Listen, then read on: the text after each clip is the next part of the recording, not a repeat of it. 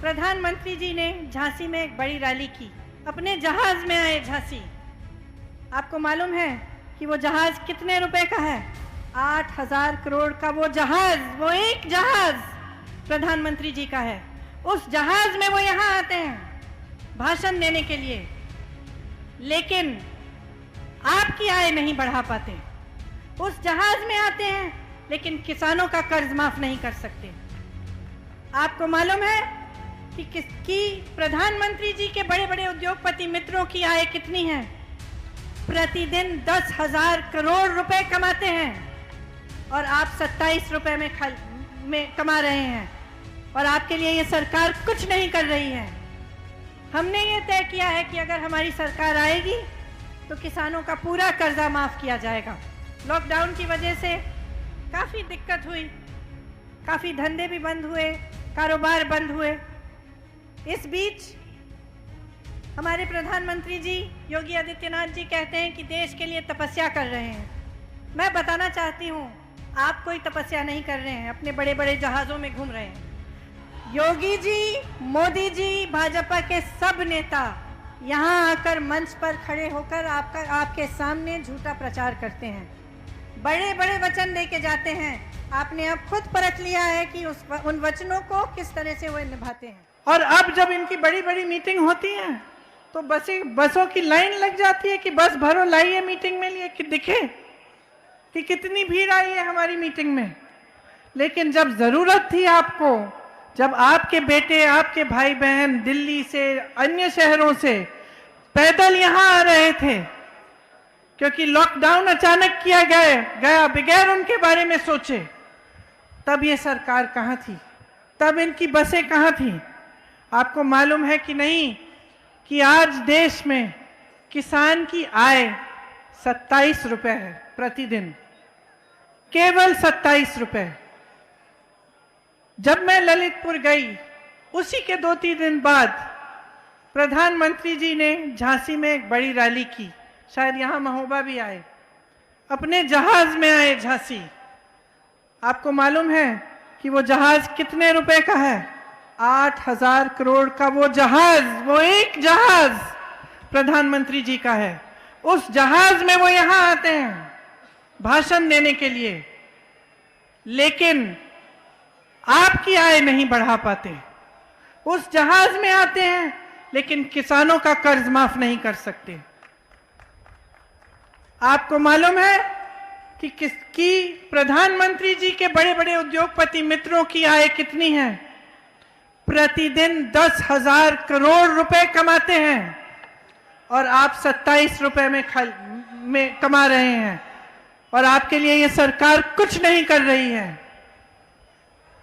आपने देखा कि कांग्रेस की सरकार जब थी तब बुंदेलखंड में एक विकास का पैकेज आया था, उसके जरिए बहुत कार्य किए गए थे।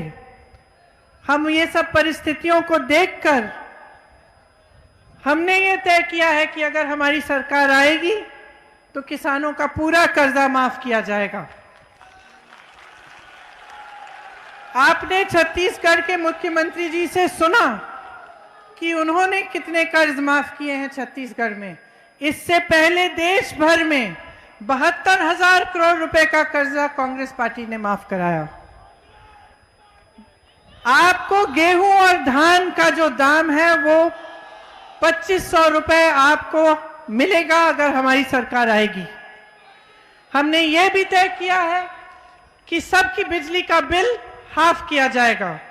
कोरोना काल में कई ऐसे लोग थे, खास तौर से जो छोटे दुकानदार और छोटे कारोबार चलाते हैं, जिनको बिल भरनी पड़ी लेकिन कारोबार बंद हो चुका था, क्योंकि लॉकडाउन की वजह से, कोरोना की वजह से बहुत नुकसान हुआ। जिन ने वो कोरोना के समय वो बिल भरा, उनका बकाया माफ किया जाएगा, साफ किया जाएगा।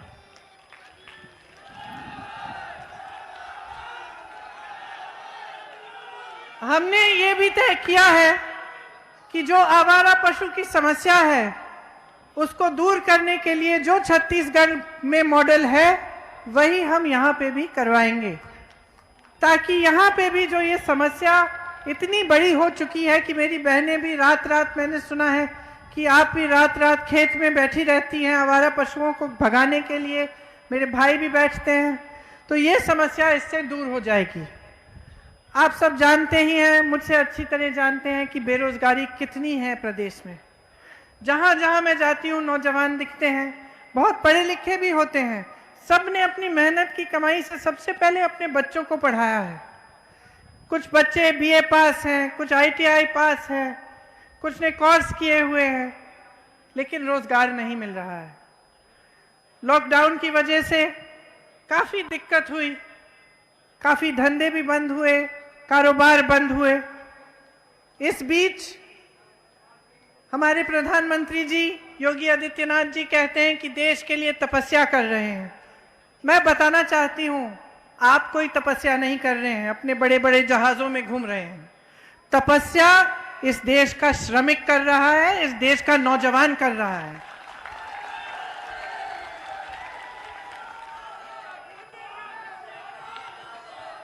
जिन परिवारों को सबसे ज्यादा आर्थिक मार कोरोना के समय मिली, जिनको जो सबसे ज्यादा गरीब हैं, जिनके छोटे छोटे कारोबार बंद हुए, उनके लिए अगर कांग्रेस की सरकार आएगी तो 25,000 रुपए दिए जाएंगे ताकि वो फिर से अपने पैरों पर खड़ा हो सके। हमने तय किया है कि 20 लाख सरकारी रोजगार दिलवाएंगे, और अगर कोई भी बीमारी हो, कैसी भी बीमारी हो, तो 10 लाख रुपए तक सरकार इलाज कराएगी।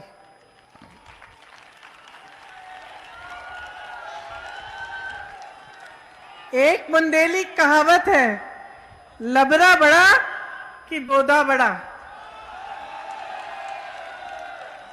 तो आप जानते हैं कि कौन बड़ा। योगी जी, मोदी जी, भाजपा के सब नेता यहां आकर मंच पर खड़े होकर आपके सामने झूठा प्रचार करते हैं, बड़े बड़े वचन देके जाते हैं। आपने अब खुद परख लिया है कि उन वचनों को किस तरह से वो निभाते हैं। आपने तो देखा है कि झूठे विज्ञापन भी देते हैं। अब कल ही आपने देखा होगा, मोदी जी गए, उद्घाटन किया उन्होंने, जेवर में एक बहुत बड़ा एयरपोर्ट बनेगा, हवाई अड्डा बनेगा। तो सब अपनी सोशल मीडिया पे जितने भी इनके नेता हैं सब फोटो लगाने लग गए। सबने देखा कि बहुत बढ़िया है जेवर का एयरपोर्ट, पता चला चीन की फोटो है। और नोएडा में शिलान्यास करने गए थे, चाइना के एयरपोर्ट की फोटो लगाते हैं, अमेरिका की फैक्ट्रियों की फोटो लगाते हैं अपने विज्ञापनों में, आंध्र प्रदेश के बांध की फोटो लगाते हैं। तो इनको तो कोई परवाह ही नहीं है कि सच्चाई बोलनी चाहिए जब जनता के सामने आते हैं। उनको ये एहसास नहीं हो रहा है, वो समझ नहीं पा रहे हैं कि आपके प्रति कोई जवाबदेही है उनकी। वे समझ रहे हैं कि उनका काम सिर्फ चुनाव में झूठे वचन देना, यहाँ आना, मंच पर तमाम आपके सामने वचन दें, उसके बाद आपको भूल जाएं, चुनाव जीत जाएं। उसके लिए कुछ भी प्रयोग हो तो ठीक है, धर्म का प्रयोग करेंगे, जाति का प्रयोग करेंगे, अलग अलग प्रयोग करेंगे। अब देखिए, कोई नहीं कहता कि जाति का अधिकार आपको नहीं मिलना चाहिए, आपको पूरी तरह से मिलना चाहिए। राजनीति में धर्म का, जाति का प्रतिनिधित्व पूरी तरह से होना चाहिए, लेकिन चुनाव के समय आपके विकास के मुद्दे की बात होनी चाहिए। चुनाव के समय जो भी नेता आपके सामने आए वो आपको बताए आपके लिए क्या करने जा रहा है, और चुनाव के बाद जो 5 साल है उसमें करके दिखाए, नहीं तो अगले चुनाव में आप उनको हराइए। ये बात जब तक आप नहीं समझेंगे, जब तक आप अलग अलग तरह की राजनीति के जाल में आप फंसे रहेंगे, तो आपका विकास नहीं होगा। तो जो भी आपके सामने आएगा वो समझेगा हम कुछ भी कह सकते हैं, चुनाव जीत के जाएंगे, उसके बाद हम भूल जाएंगे, तो किसी को परवाह नहीं है, कोई हमसे जवाब नहीं मांगेगा।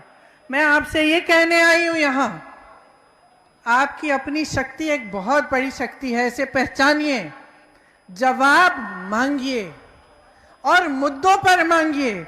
अगर सिंचाई का पानी नहीं है तो क्यों नहीं है? अगर